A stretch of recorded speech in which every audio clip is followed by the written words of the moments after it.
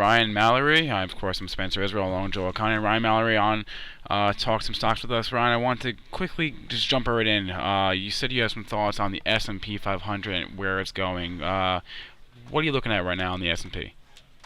Well, you have a great 3 day bounce here, and if you look going all the way back to the May highs, you have like a declining resistance level, and we stalled out on the previous rally that took place all throughout October, right at that resistance level, and then that's where you got that 7 out of 8 day pullback on the S&P 500. So I think going forward, if we can't break through that level, I think it's going to spell some major problems for the S&P 500. But assuming that we can break out above that price level, and right now it's sitting at about 2116 on the S&P. If we can break through that level, I think there's going to be a nice rally, establishing significant new all-time highs. So right now, how are you trading it? Right now, I'm currently long. I'm about 70% long, 30% cash, and if the market, you've seen the futures fade a little bit today. So if the market, starts to pull back a little bit, I'll probably curb that long exposure by one or two positions. But right now, I'm looking for this Christmas rally to sort of take us into the end of the year. Great. I want to give you some thoughts on some individual stocks here. Let's start with Baidu. Yeah, Baidu. I got a position in this one yesterday. I got in at 199.21, and if you look at the chart, it has this major declining resistance level off of the November highs, and over the last few weeks it finally broke above it, and then it consolidated just above that resistance level, really nice. And today, or I'm sorry, not today, but yesterday, you had this huge breakout where it goes up about 4%. So at this point, I expect a big move, maybe up to 220 on Baidu. Okay, great. MDRX. MDRX, similar pattern to Baidu in the short term. You have a very tight consolidation pattern and a lot of support off of that 20-day moving average, and it is like right above the breakout level. So you have a breakout level of about 1485. It's trading at $15. I think there's a lot of opportunity for this one to get maybe as high as 1660 if the Christmas rally continues. Stock we were just talking about with our last guest, Facebook. What are your thoughts on Facebook? Yeah, I heard that interview, and it's a pretty crazy stock in the sense that the street loves it. They love to keep buying this stock. You have a little bit of a short-term resistance level off of the November highs that if it can get back above that 108, 109 level, it should be able to push through the all-time highs around the 110s fairly easy. Also, question from the chat: how long do you usually hold your positions for? So I hold my positions anywhere from like a couple of days to a couple of weeks. I have FedEx in the portfolio right now, for example. That's my longest position that I've had. I've owned that one since November 2nd. Okay. Let's try ALKS. Yeah, I'm not a huge fan of biotechs. I've never really liked the risk that's associated with them too much, but this chart pattern really sticks out to me in the sense that you have this huge resistance level going back to the February highs. It's broken through that resistance level. It's consolidated nicely, particularly for a biotech of late, and now it's hitting that 75 or aiming to hit that $75 level, and if it can keep on pushing this thing higher, come January, I don't see why it couldn't be somewhere in the 80s. Well, speaking of biotech, we've been talking a lot about K-Bio on the show. Do you have any thoughts on? I mean, it's kind of weird, funky what's going on right now, but do you have any thoughts on K-Bio?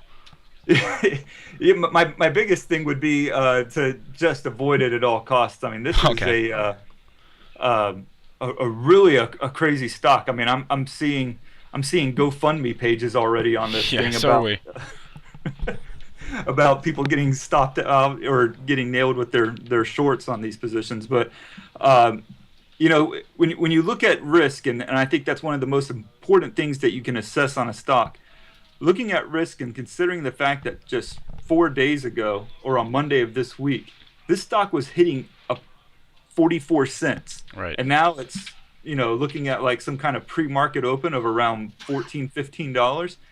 This isn't a company that you can appropriately manage risk on. So Um, a stock like this, it's exciting. You wish you were in it yesterday, but the hindsight can always manipulate you into trying to do something stupid in the future. So I would avoid the KBIO stock at all costs here. Okay, so you would just say to new traders and investors, just kind of always look at your risk reward before shorting or making a position. Yeah, absolutely. Yeah, Okay. and this one, there's just no way to define the risk on Right. this. Okay. Let's keep going forward. Let's talk about BBY. Yeah, this was a stock that I actually tried to short a couple of weeks ago, and I just I got stopped out of it on a spike higher, and that's a little frustrating. So even particularly now when you see like the earnings where it's driving it down into the 29s, Oh yeah.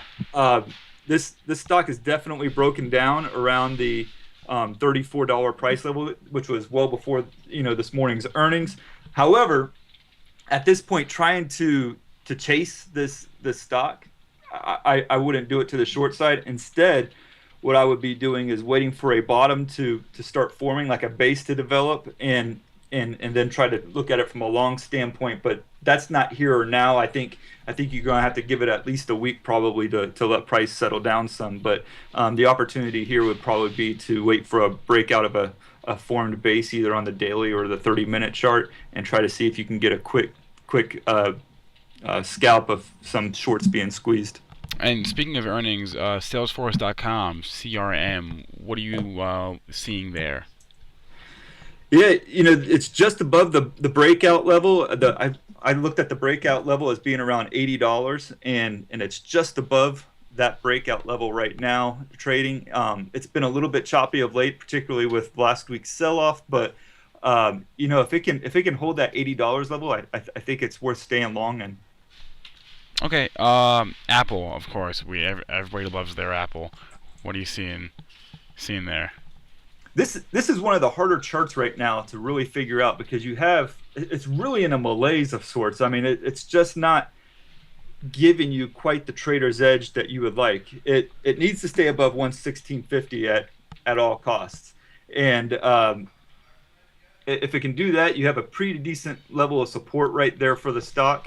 If it can't do that, I would go ahead and bail on the stock, and definitely bail on the stock if it breaks Tuesday's lows or Monday's lows. We got a question in the chat here from Bobby Bid. What are you seeing on KLX? Just take a quick look at that. KLX. Was that KLX? Yes. KL. Okay, I'm not able to pull up that chart on my charting Okay. platform Okay. here. Okay. No worries. King Larry X-ray? King What's that? King Larry X-ray? Yeah, can't pull that up for some Okay. reason. All right. No worries. He also wants to know about CBI, Chicago Bridge and Iron. Oh, CBI. Okay, I must be hard of hearing this morning.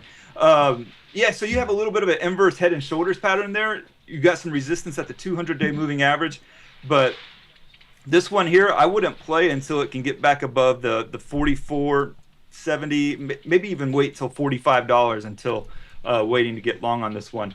The other alternative to playing CBI is off of this rising trend line off of the September lows.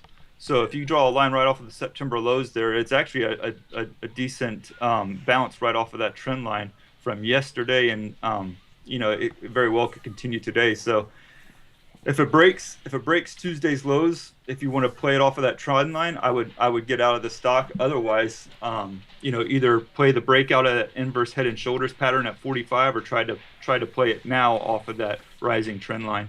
He also wants to know about Esperion Therapeutics, ESPR.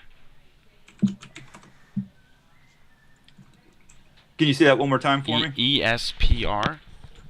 ESPR. All right. So yeah, this is a pretty good breakout. I want to almost say that's like a bull flag that we've seen somewhat in November. It's not what you would call a textbook one or a bull flag, not a textbook one by any means, but it is trying to emerge out of this base here. You have some support at the 26.25 level, and as long as it can hold that one or that particular price level in the 20-day moving average, I think it has a good chance of filling the gap going back to September 28th. We got a stock, GoPro. We've been calling it No Go, No Pro, all sorts of names for it. What are you seeing with GoPro? So you look at this stock and just looking at it on the weekly chart, you have 12 out of 15 weeks where the stock has finished lower. I mean, it's a remarkable sell-off, and it's lost two-thirds of its value just since August. I know people that keep trying to play this stock and they keep trying to time this bottom, and maybe the bottom eventually comes. But I think at this point, the best saving grace for this stock's going to be is if it can get a buyout from a larger company, and but if you're trying to play the buyout, I mean, you could drop another 20% before it eventually gets that, or if it ever gets that. So this kind of stock, yeah, there will eventually be some kind of a short squeeze, but the short squeeze could happen, 20-30% lower from here. So, like you said, no go. I'd stay away from GoPro. Some great advice. Are there any stocks that you're shorting at the moment? I am not shorting any stocks at this moment. If the futures has a hard time holding on to this market today, that could very well be the case where I have to start digging through some of my shorts on my watch list here. But right now, I do not have any short setups in the portfolio.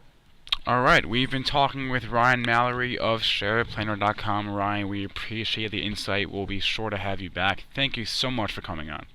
Thank you for having me. Thanks a lot, Ryan. Take care.